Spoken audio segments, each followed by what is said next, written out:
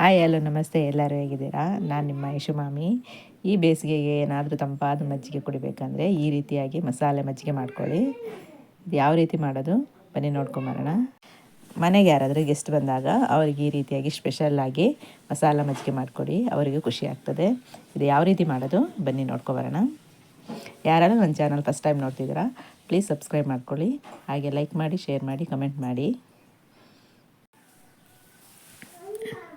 ಈ ಮಸಾಲ ಮಜ್ಜಿಗೆ ಯಾವ ರೀತಿ ಮಾಡೋದು ಬನ್ನಿ ನೋಡ್ಕೊಬರೋಣ. ಮೊದಲಿಗೆ ನಾನಿಲ್ಲಿ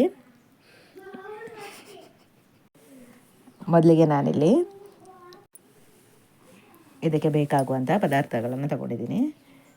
ಇದಕ್ಕೆ ನಾನು ಫಸ್ಟಿಗೆ ಇಲ್ಲಿ ಪುದೀನ ಸೊಪ್ಪು ತೊಗೊಂಡಿದ್ದೀನಿ, ಸ್ವಲ್ಪ ನೆಕ್ಸ್ಟು ಕರಿಬೇವು ತೊಗೊಂಡಿದ್ದೀನಿ, ಹಾಗೆ 1 ಚಮಚ ಜೀರಿಗೆ ತೊಗೊಂಡಿದ್ದೀನಿ, ಹಾಗೆ ಸ್ವಲ್ಪ ಶುಂಠಿ ತೊಗೊಂಡಿದ್ದೀನಿ, 2 ಹಸಿಮೆಣಸಿನ್ಕಾಯಿ ತೊಗೊಂಡಿದ್ದೀನಿ, ಹಾಗೆ ಕೊತ್ತಂಬರಿ ಸೊಪ್ಪು ತೊಗೊಂಡಿದ್ದೀನಿ. ನೆಕ್ಸ್ಟ್ ನಾನಿಲ್ಲಿ ಒಂದು ಮಿಕ್ಸಿ ಜಾರಿಗೆ ಇದನ್ನೆಲ್ಲ ಹಾಕಿ ಈಗ ರುಬ್ಕೊಳ್ಳೋಣ. ಪುದೀನ ಸೊಪ್ಪು, ಕರಿಬೇವಿನ ಸೊಪ್ಪು, ಶುಂಠಿ, ಮೆಣಸಿನಕಾಯಿ, ಹಸಿಮೆಣಸಿನಕಾಯಿ, ಖಾರ ಬೇಕಾದರೆ, ಹಾಗೆ ಕೊತ್ತಂಬರಿ ಸೊಪ್ಪು, ಇದನ್ನೆಲ್ಲ ಈಗ ಪೇಸ್ಟ್ ಮಾಡ್ಕೋಬೇಕಾಗ್ತದೆ. ಇದನ್ನೇ ಈಗ ರುಬ್ಕೊಂಡು ಬರೋಣ.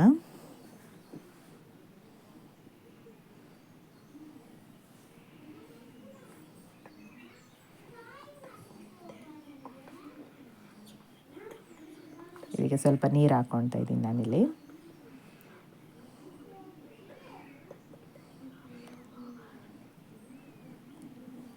ಹಾಗೆ ರುಚಿಗೆ ತಕ್ಕಷ್ಟು ಉಪ್ಪು ಹಾಕ್ಕೊಳ್ತಾ ಇದ್ದೀನಿ ನಾನಿಲ್ಲಿ.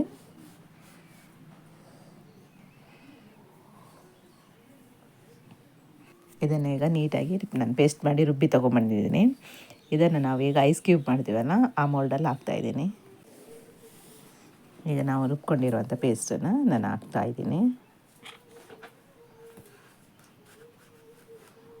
ಇದು ಫ್ರೀಝರಲ್ಲಿ ಒಂದು ಅರ್ಧ ಮುಕ್ಕಾಲು ಗಂಟೆ ಇಟ್ಟರೆ ಸಾಕು.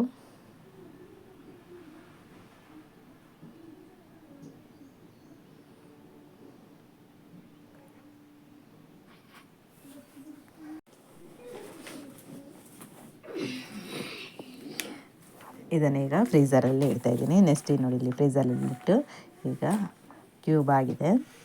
ಈಗ ಈ ಕ್ಯೂಬನ್ನು ನಾವು ಮಜ್ಜಿಗೆ ಇರ್ತದಲ್ಲ ಅದಕ್ಕೆ ಹಾಕ್ಕೊಂಡು ಕುಡಿಬೋದು.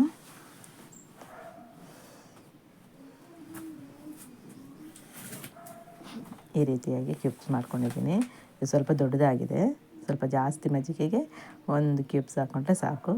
ನಾನಿಲ್ಲಿ 1 ಲೋಟಕ್ಕೆ ಮಜ್ಜಿಗೆ ಹಾಕ್ಕೊಳ್ತಾ ಇದ್ದೀನಿ.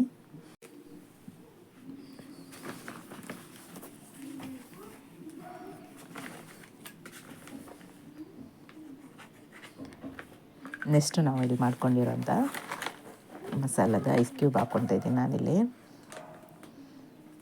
ಇದು ಸ್ವಲ್ಪ ಜಾಸ್ತಿ ಆಗ್ತದೆ, ಒಂದು ಅರ್ಧ ಪೀಸ್ ಹಾಕಿದರೆ ಸಾಕು.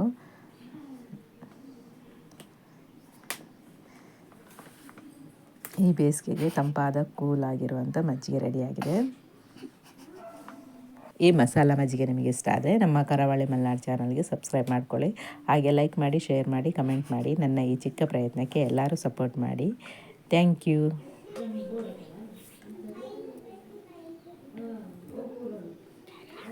ತುಂಬ ಟೇಸ್ಟಿಯಾಗಿರ್ತದೆ, ನೀವು ಒಮ್ಮೆ ಮನೆಯಲ್ಲೇ ಟ್ರೈ ಮಾಡಿ.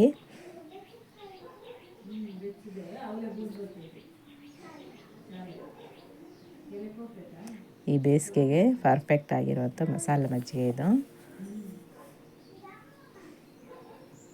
ತುಂಬ ಚೆನ್ನಾಗಿರ್ತದೆ.